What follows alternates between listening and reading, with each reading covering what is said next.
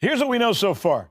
U.S. envoy Steve Witkoff and Russian envoy Kirill Dmitriev have been engaged in conversations, and apparently they're working their way through 28 points to bring about the end of the war in Ukraine and better relations between the two nuclear superpowers, the United States and Russia.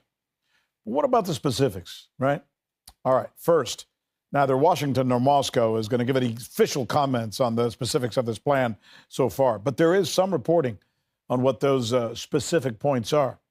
Here, let me take you through some of them. Ready?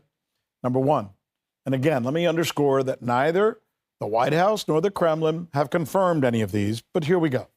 It's being reported that the draft would require Ukraine to make very large concessions by having to recognize or at least tolerate Russian control over occupied territories, and those territories could or would include the Donbass as well as Crimea officially, essentially relinquishing longer range and offensive categories of weaponry.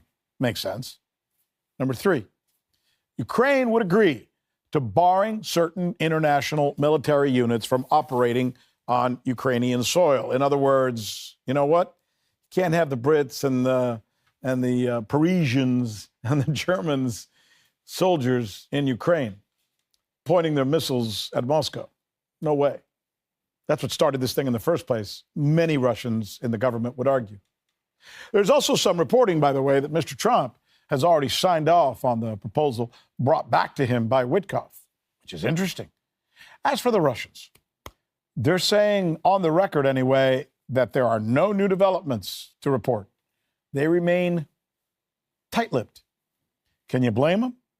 After the fiasco, the thumping, the media sabotage both they and the Trump White House received after trying to negotiate out in the open the last time, you remember? The Alaska summit was a disaster.